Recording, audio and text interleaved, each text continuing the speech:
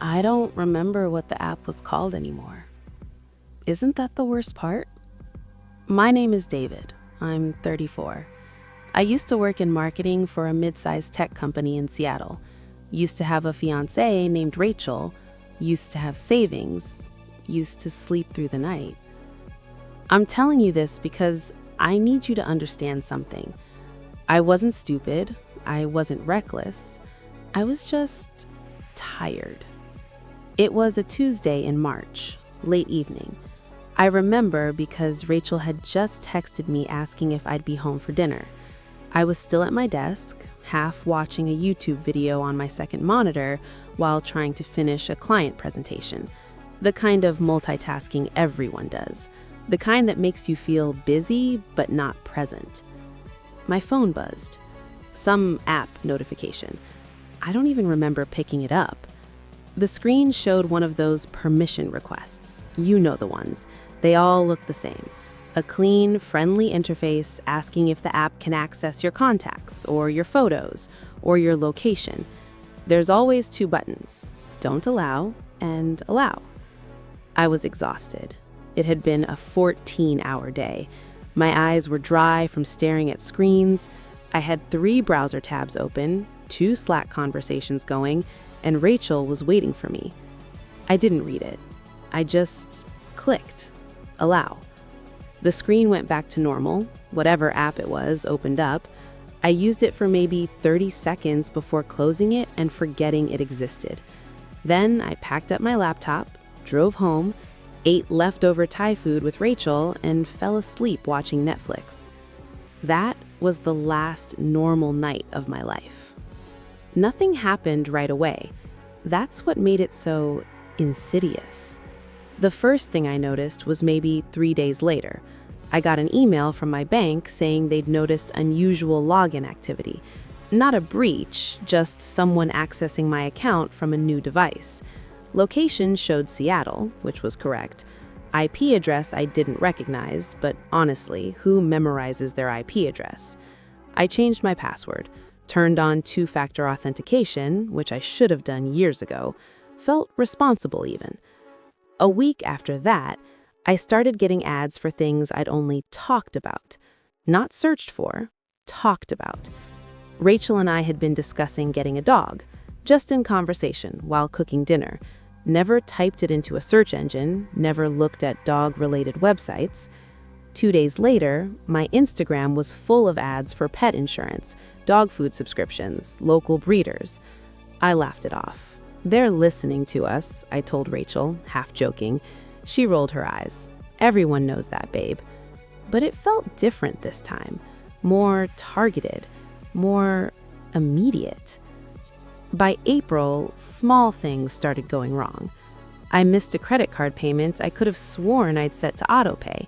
When I called the company, they said autopay had been disabled 3 weeks earlier from my account, using my login credentials. I didn't remember doing that.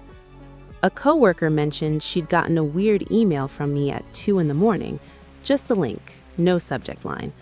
I checked my sent folder, nothing there. She showed me the email on her phone.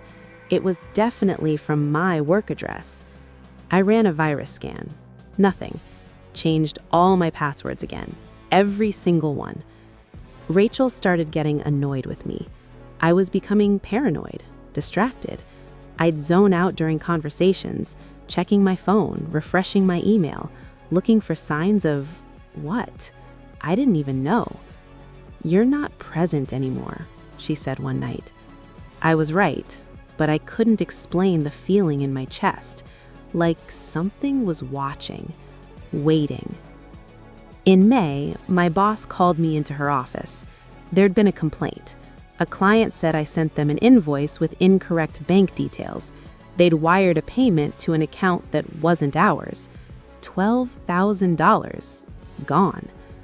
I pulled up my sent emails. The invoice was there, my name, my signature, my email address, but the bank account number wasn't ours. I'd never sent that invoice. My boss believed me, I think, but the client didn't. They threatened legal action. Our company had to refund them out of pocket while the bank investigated. I was put on probation. The trust was gone. I stopped sleeping well, started waking up at 3, 4 in the morning, heart racing, checking my email, my bank accounts, my credit report. Rachel asked if I was okay. I said I was fine. I wasn't fine. June was when things accelerated. Someone opened a credit card in my name. Not a small one, $15,000 limit, maxed out in 48 hours buying electronics and gift cards. I reported it immediately. Fraud department said they'd investigate. They asked if I'd recently given my information to any suspicious websites or apps. I said no. But I started thinking about that night in March, the permission screen I didn't read, the app I couldn't remember. I went through my phone, deleting everything I didn't recognize, dozens of apps I'd downloaded and forgotten about, fitness trackers, meditation apps, discount shopping platforms, games I'd played once. Which one was it? I couldn't tell. Rachel found out about the credit card debt in July. I'd been hiding the letters, the phone calls from collections agencies. I was going to handle it, I told myself. I was going to fix this before she had to know. But one of the agencies called our apartment landline. She answered. The fight was bad. Not yelling, worse. Quiet disappointment. Why didn't you tell me? She asked. Because I didn't understand it myself. Because I was ashamed. Because I felt like I was losing my mind and I didn't want her to see me like that. I told her it was identity theft, fraud, not my fault. She looked at me like she didn't know whether to believe me. That look broke something in me. Work fired me in August. Not officially because of the invoice incident. They said it was restructuring, budget cuts. My position was being eliminated. But I knew I'd become a liability, a risk. I applied for unemployment, got denied. They said I'd quit voluntarily. I hadn't quit. I called the unemployment office, spent 2 hours on hold, finally got through to someone who pulled up my file. She said I'd submitted a resignation letter through the online portal, date stamped, IP address matched my home network. I never wrote a resignation letter. I'm sorry, sir, but there's nothing we can do. The system shows you resigned. The system. The system shows. The system decided. I started noticing other things. Emails I didn't send, messages I didn't write, accounts I didn't open. My Amazon account ordered things I never clicked on, small purchases, a phone case, a USB drive, Bluetooth headphones, always shipped to my address, so it looked legitimate. My Spotify started playing songs I'd never listened to, playlists I didn't create. My Google Calendar filled with appointments I hadn't made. Every time I changed a password, it would change back within days. I factory reset my phone, bought a new laptop. It didn't matter. Whatever had access to me wasn't living in my devices anymore. It was living in me, my identity, my digital footprint. Rachel left in September. She said she couldn't watch me fall apart anymore, that I needed help she couldn't give, that she loved me, but she couldn't do this. I didn't fight her on it. What could I say? That I wasn't crazy? That something was actually happening to me? Even I wasn't sure anymore. By October, I was living in a studio apartment I could barely afford. Unemployment had finally gone through after I stopped contesting the resignation letter. It wasn't much, but it kept me fed. I spent my days trying to untangle the mess, calling banks, disputing charges, filing police reports that went nowhere. "Have you clicked on any suspicious links recently?" they'd ask. I don't know. Had I? Everything is a link now. Every app is a permission screen. Every website wants your data, your location, your contacts, your life. I'd clicked thousands of them. Which one had I really clicked? The final piece fell into place in November. I got a letter from a law firm. A company I'd never heard of was suing me for breach of contract.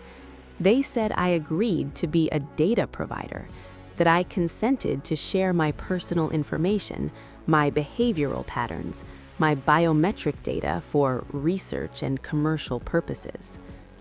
Attached to the letter was a terms of service agreement, 16 pages long, my name at the bottom, my digital signature, dated March 19th, the night I clicked allow.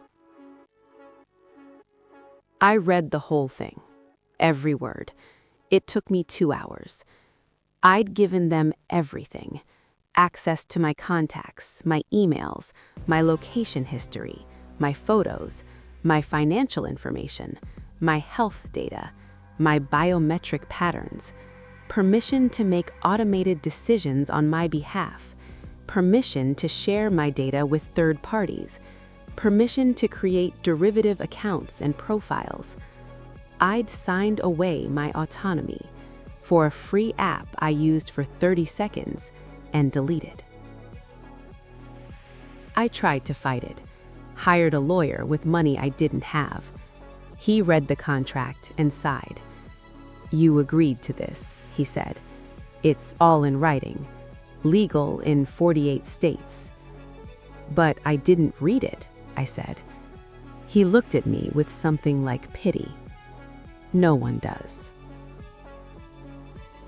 It's January now, almost a year since that Tuesday in March.